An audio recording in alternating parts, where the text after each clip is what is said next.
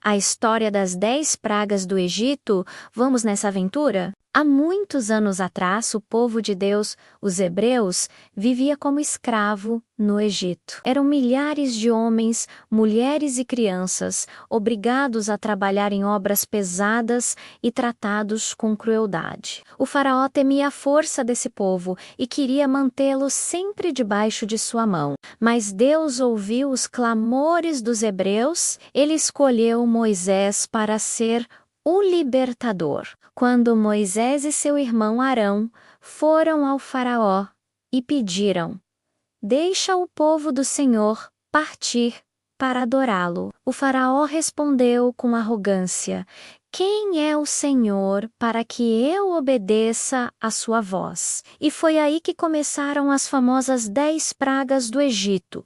Então veio a primeira praga, as águas em sangue. O rio Nilo era o coração do Egito, era dele que vinha a vida, a pesca, a agricultura. Então Deus transformou suas águas em sangue. Os peixes morreram.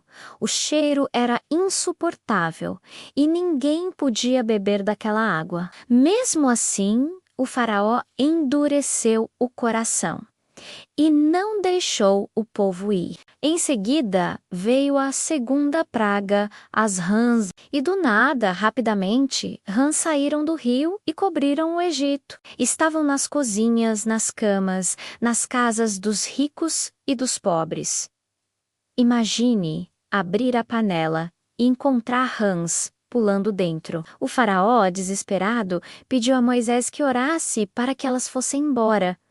Quando as rãs sumiram, logo em seguida, Faraó voltou atrás da sua decisão e não liberou o povo. Esse faraó não desiste. E agora vem a terceira praga, os piolhos. Moisés bateu no pó da terra e surgiram os piolhos. Homens e animais foram infestados. Os sacerdotes do faraó tentaram imitar a praga, para mostrar que era um truque falso e sem nada de especial, mas não conseguiram. Eles então disseram: "Isto é o dedo de Deus." Ainda assim, o faraó não cedeu. Então veio a quarta praga. As moscas, as nuvens de moscas tomaram o Egito, enchendo casas e terras, mas no lugar onde os hebreus viviam, em Gósen, nenhuma mosca apareceu. Foi um sinal claro de que o Senhor fazia diferença entre seu povo e os egípcios. Mesmo assim, o faraó não desistiu. Então veio a quinta praga. Uma peste. Uma doença caiu sobre os animais dos egípcios: cavalos, bois, camelos e ovelhas. Todos começaram a morrer, mas os animais dos hebreus não sofreram nada. Ainda assim, o faraó endureceu seu coração. E será que agora o faraó vai desistir? Então veio a sexta praga, as úlceras e as feridas. Moisés lançou cinzas ao ar, e surgiram úlceras dolorosas na pele dos egípcios e em seus animais.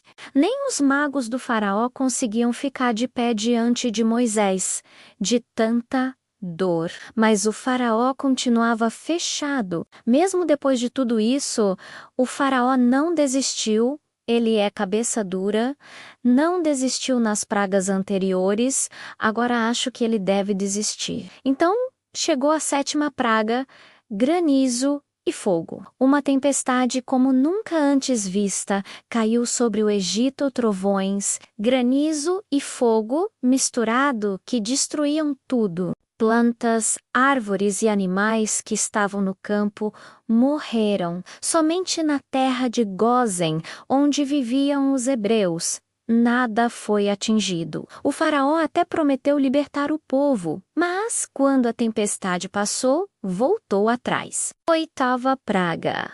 O faraó é maluco, não para.